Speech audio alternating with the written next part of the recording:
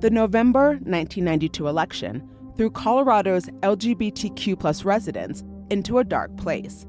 Voters had approved what was called Amendment 2, which prohibited the state and local cities and towns from protecting, at that time, lesbian, gay, and bisexual people from discrimination. Colorado was labeled the hate state, and a nationwide boycott cost the state tens of millions of dollars. But the following June, 40,000 people showed up for Denver's Pride. So many people came out in the wake of that terrible, terrible victory of the conservative right. That's Phil Nash, author of the history book LGBTQ Denver. He's in his 70s and moved to Denver nearly 50 years ago after college with his now husband. Phil says when the Supreme Court overturned Amendment 2 in 1996, the next Pride was even larger. People were coming out to celebrate the fact that we had taken Amendment 2 down for good. To understand what was happening in 1992 and the emotion around Amendment 2, you have to know what a big deal it was to be gay at that time, no matter your age. Growing up in the 50s and early 60s, the entire country was just not at all attuned to homosexuality. If you ever learned about it, you've learned at the same time that you were sick, that you were sinful, and you were against the law, and in some cases, unpatriotic. As a gay man, Phil says it was a repressive environment. Coming out would bring shame to you and your family. The opposite of shame is pride. And that is why we adopted the word pride, because we wanted to dispel the idea that being gay or being lesbian or being of a diverse gender was somehow a shameful thing. Denver hosted its 50th Pride Fest in 2024, and there are annual Pride celebrations across northern Colorado. But LGBTQ+ folks are still fighting to hold these events their way. I'm Stephanie Daniel, and this is The Colorado Dream, Ending the Hate State. Colorado is considered one of the most LGBTQ+ friendly states in the country, but it wasn't always this accepting. This series investigates one of the darkest times in the state's recent history and the activism and legislation that followed. We'll share the stories of LGBTQ+ people and the allies who want to make the Centennial State a welcoming place for all. This is episode 2, Pride. The library is often a community hub, a place where people come together, read, get resources, and information. Or, as librarian Andromeda D'Angelo Stanfield says, it's a place to find so many things that are vital to the human experience that can be difficult to do other places. But some libraries have become less inviting, and instead are a focal point for controversy, like banning books and drag story hour, and even Pride. That's what happened in Greeley in 2023. A Pride event was canceled until members of the community stepped up, starting with Andromeda, or Andy, as they like to be called. Pride means our community coming together. We're stronger together. Greeley Pride did go on, and this summer marked the second event. Walking into the 2024 Greeley Pride, guests are greeted like family. Free mom hugs? Sure. You're welcome. Happy Pride. It's a Saturday in June, and the event is being held at Ames Community College in the massive 3-story Welcome Center. There are about 80 vendors, kids and teen zones, a community memorial art project, and more. About 1,500 people of all ages will come through the doors over the course of 6 hours. Many of them are decked out in festive attire, like the little boy with the mini rainbow cowboy hat, or first-time attendee Megan Kelstadt, who holds a pride flag and wears scrunchies representing non-binary pride and asexual pride around her wrist. And I think there's a big need for having Pride here in Greeley. I've recently gotten into the drag scene a lot. I also came out for that. It's exciting. It's nice to see that Greeley's supporting things like this. One of the drag performers is Snow Princess. She wears a snow white dress, long red wig, and 6-inch platform boots. I like giving back to the society, so it's more like, spreading the fun and joy and stuff like that. If I can, I'd love to drag every day. Andy is one of the organizers. They're rocking short rainbow-dyed hair, a rainbow blazer, and mismatched sneakers, pink and black. Pride, to me, is just a place where we get to celebrate who we are in whatever way that means to you. Everyone's having a great time at Greeley Pride, but the journey to get here was hard. In the spring of 2023, High Plains Library District was planning a Greeley Pride celebration with the University of Northern Colorado. Andy had recently started working for the district as an events and experiences librarian. They are gender fluid, which means their identity or expression is not fixed, but can vary between male, female, and beyond. Andy says the planning hit a snag when discussions turned to drag. Drag is a type of performance art that uses tools like costumes, makeup, and music to explore exaggerated forms of gender expression. Drag has always been an integral part of Pride. It has become more mainstream in recent years, the focus of popular TV shows and community story hours. Drag has also become increasingly controversial. There were differences of opinion on whether or not drag should be involved in the event. And in the end, both High Plains Library District and UNC decided that they should drop the event and they couldn't run a successful event. Details around why the event was canceled are still unclear. High Plains Library District did not respond to KUNC News' request for a comment.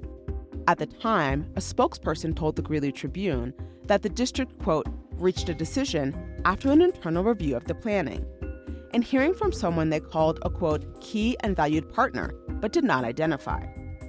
UNC, who was partnering with the library, sent KUNC News a statement that says it celebrates people from diverse backgrounds and intersecting identities, and the university's role was to support the decision made by the High Plains Library District. I don't feel like they were saying no to these things because they don't care. I really feel like they were just doing their best to navigate a difficult situation. A quick side note, in 2021, High Plains Library District fired a librarian. She said she was terminated after objecting to the district's cancellation of programs for LGBTQ+ teens and youth of color.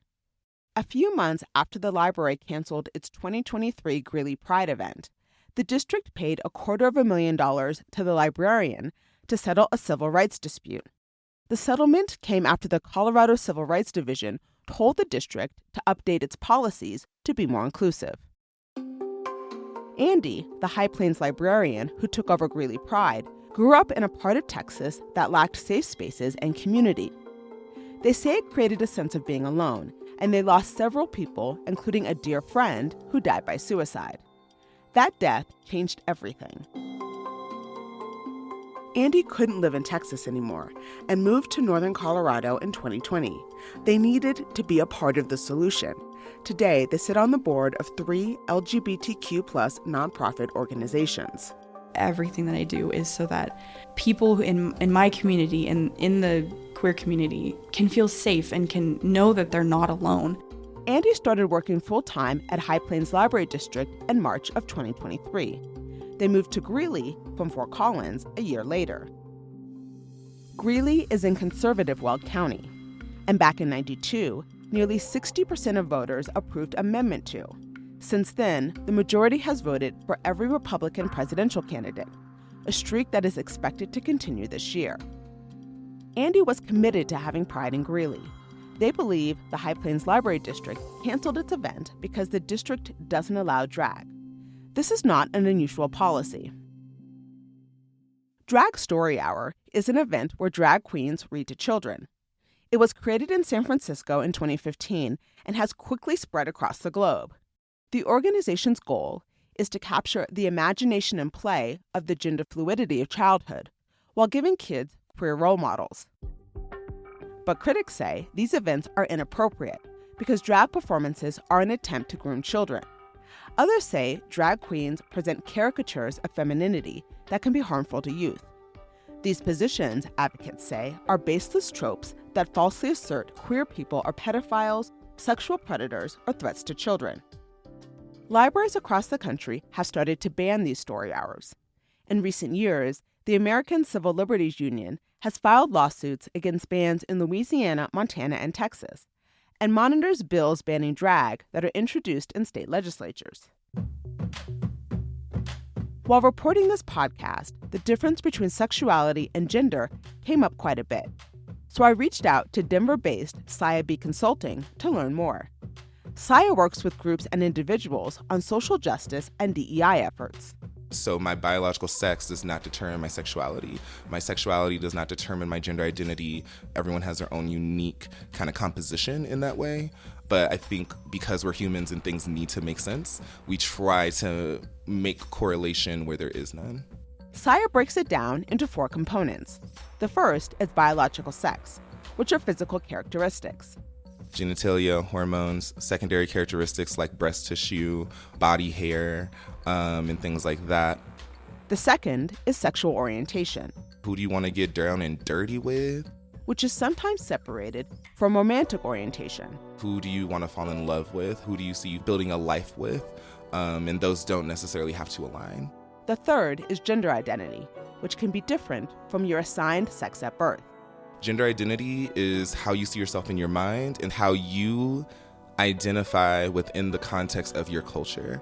Finally, there's gender expression, which Saya says is the least talked about but most important. It's what the public sees and is often used to assume things about a person. When I was growing up, if you wanted to tell if someone was gay or not, if a man was gay or not, you were looking at how did he walk?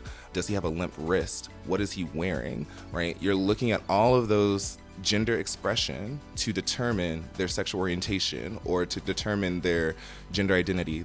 Lesbian, gay, bisexual, transgender, queer.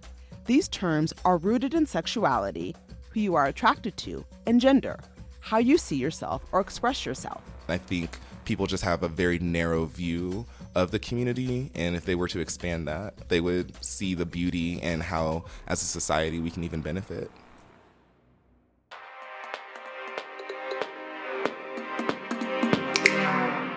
Coming up, we meet a couple and find out why, for them, Pride Month is extra special.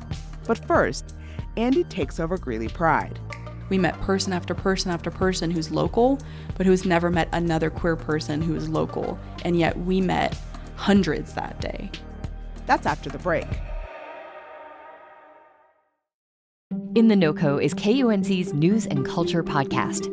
It's a great way to stay informed on the issues that matter most to our Colorado communities. When people have the opportunity to help in a disaster, especially when they're fellow survivors, this can actually help with their own mental health and emotional recovery after the disaster.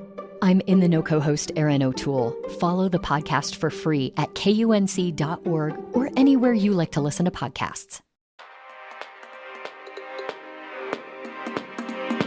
I'm Stephanie Daniel, and this is The Colorado Dream, Ending the Hate State from KUNC News.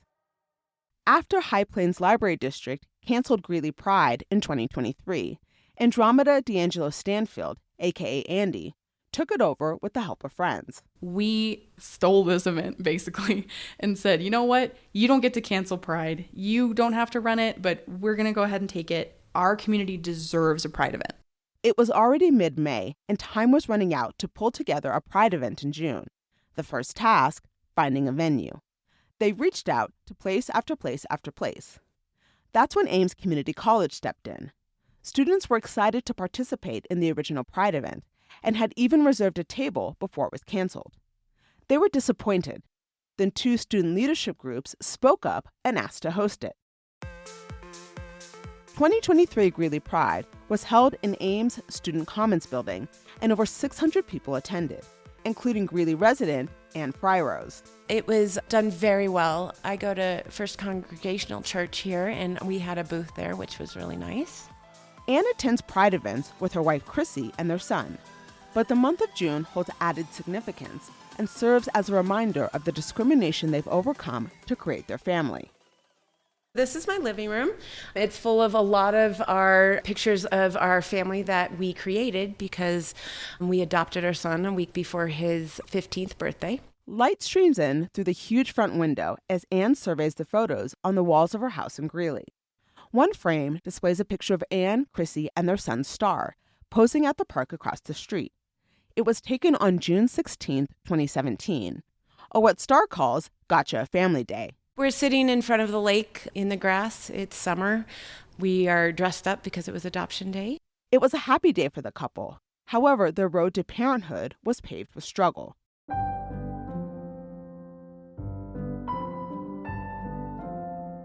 Anne and Chrissy tried to have a baby for about a decade, but unfortunately, neither of them could get pregnant. So in 2015, they decided to adopt through a national agency. We contacted at least 10. They did not accept gay parents to adopt from their agencies. And most of them are Christian-based. And so therein lied the issue with some controversy with having gay people adopt. It just squashed our hopes. It's become easier for LGBTQ+ couples to adopt, especially since the Supreme Court legalized same-sex marriage in 2015. But in some states, agencies are still allowed to refuse to provide services. But not in Colorado. Here, any adult can adopt or foster a child. Anne and her wife finally found an adoption agency, but chose to foster instead. They wanted a baby, but apparently were destined to raise a teenager. This kid, our kid, Star, kept coming up over and over and over again. We knew that he needed us, we needed him, and we could make a difference in his life. So we knew pretty instantly. The couple swapped out a crib for a bed, and soon they taught Star how to drive. He is also gay, which Anne and Chrissy knew when they met him. Star is now 22 and lives in Denver. Attending Pride events together has become a family tradition. So many of our Pride festivals have been with our adoption date. Right after the 2023 Greeley Pride ended, Pride organizer Andy and their team held a community circle with a small group to find out what they needed to feel supported. Almost every single participant said community. That they needed spaces and resources specific to the queer community. And so I ran with that. And I said, you know what? We can't just do Pride. We need more than that in this community. And so we started JEDI. The JEDI Advocacy Council of Greeley. JEDI stands for Justice, Equity, Diversity, and Inclusion and partners with local organizations like High Plains Library District to provide resources and create ongoing programs and events, including support groups for queer youth and parents. JEDI was the main organizer of 2024 Greeley Pride in partnership with Ames. The event brought together people of all different backgrounds to celebrate and stand in solidarity. It was held in a bigger space, and hundreds of more people attended. In the auditorium, Speaker Jamila Bryant energizes the crowd. Be who you are, just as you are. Thank you. Happy Pride.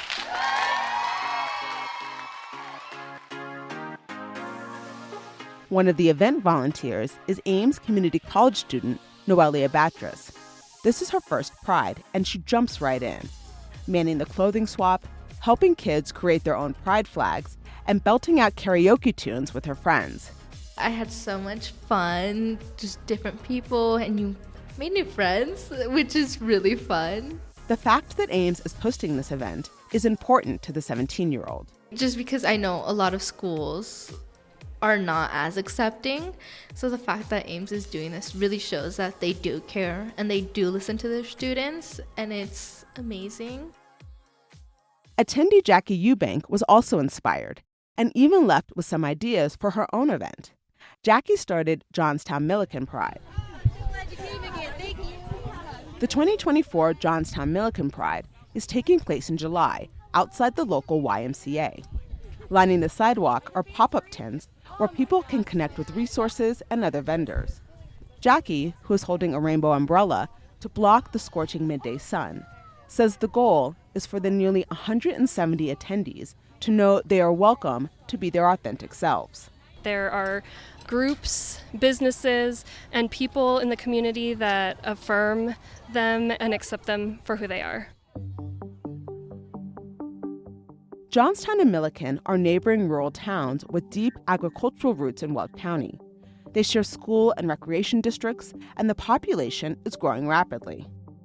When Jackie organized the first Pride event in 2022, it was sort of a coming out moment for her. She is pansexual, someone who is attracted to people regardless of gender. I am a white woman. I'm married to a man, so I can be straight passing. So I know that I don't face some of the adversity that somebody whose relationship is more obviously queer would face. But the adversity was coming. Jackie is very active with the local school district, where her 2 kids are in elementary school. And in 2023, she decided to run for the school board. On Election Day, Jackie's phone started blowing up. Strangers were reacting to her personal Facebook page, where she had photos of her and her kids at a family-friendly drag show in Greeley. And then I started to get messages or comments that were talking about how I'm a groomer. They would never let me near their kids, how I shouldn't be seeking office in a school board, things like I should kill myself. There's that word groomer again. In this context, strangers are insinuating that Jackie is a pedophile who is preying on children. Jackie's family photos, and that she was running for school board, ended up on Libs of TikTok, a far-right anti-LGBTQ+ social media account with millions of followers. Jackie was scared. She received death threats, her husband got threatening messages, and their kids' faces were out there. She'd already faced criticism while running for school board. Some people weren't happy that she'd organized Pride, encouraged COVID-19 vaccinations, or advocated for the school board to mandate mask wearing. But to her, that was acceptable because local voters were voicing their opinions. The online hostility came from people who don't live in Johnstown or Milliken. It crossed a line. It was very frightening to experience that kind of flat-out hate from somebody who doesn't know me at all.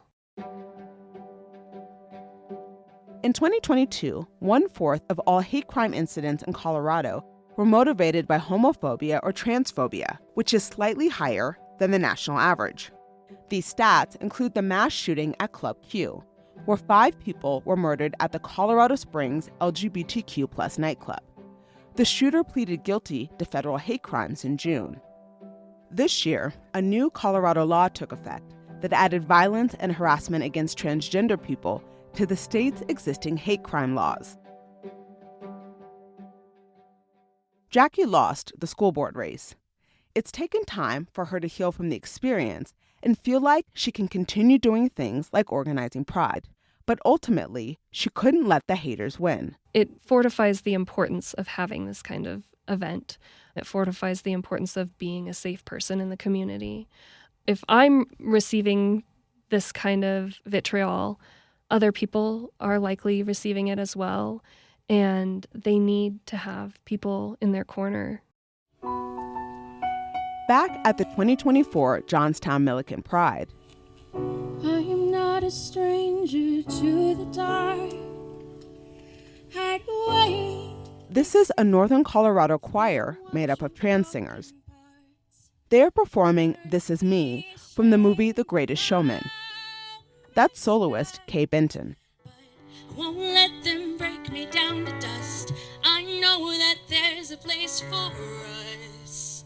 One of the 6 singers performing with Kay is Andromeda D'Angelo Stanfield, or Andy. Remember Andy, who stepped in to organize Greeley Pride?